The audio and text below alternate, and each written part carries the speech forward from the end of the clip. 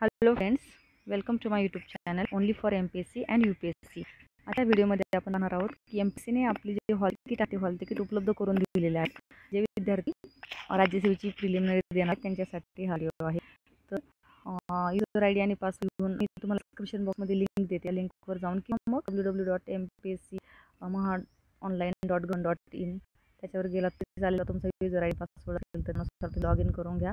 आणि त्याच्यानंतर मग जे काही वर्ष आहे एक्झामचं सिलेक्ट इयर तिथे तुम्हाला 2019 सिलेक्ट करायचे सगळ्यात महत्त्वाचं. आणि त्याच्यानंतर एक्झामचं नाव जे आहे ते आहे स्टेट सर्व्हिस प्रिलिमिनरी एक्झामिनेशन 2020 ते सिलेक्ट करायचं. त्याच्यानंतर जो ड्रॉप डाऊन मेनू आहे त्याच्यामध्ये चेकबॉक्स आहे, तो चेकबॉक्सवर क्लिक करायचे.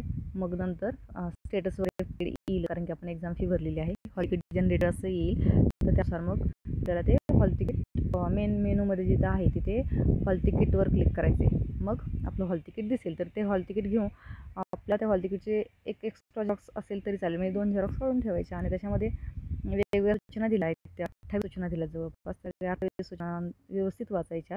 त्यानुसार आपल्याकडे ओळखपत्र असणं गरजेचं आहे. तर ते आयडेंटिटी कार्ड जे आहे, ओरिजिनल आयडेंटिटी कार्ड, त्या आयडेंटिटी कार्डची पण झेरॉक्स घेऊन जायची आहे. तर 2 झेरॉक्स घ्यायच्यात, कारण की दोन्ही पेपरला, पहिला पेपर एक आणि सेकंड पेपरला एक, अशा 2 पेपरला वेगवेगळ्या स्वरूपात त्या झेरॉक्स आपल्याला ते सबमिट करायचं. म्हणून 2 झेरॉक्स घेऊन जायच्यात. एक ओरिजिनल आपलं ID कार्ड घेऊन जायचे, आधार कार्ड किंवा वोटिंग लायसन वगैरे सगळं. तर त्याच्यानुसार मग तुम्ही ते लक्षात ठेवा आणि आपलं हॉल तिकीट प्रिंट करून घ्या. 2 आयडेंटिटीचं 2 झेरॉक्स प्रिंट करा.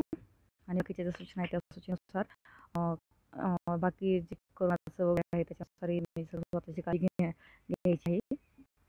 आणि चांगला अभ्यास करा व यशस्वी व्हा. All the best. थँक्यू.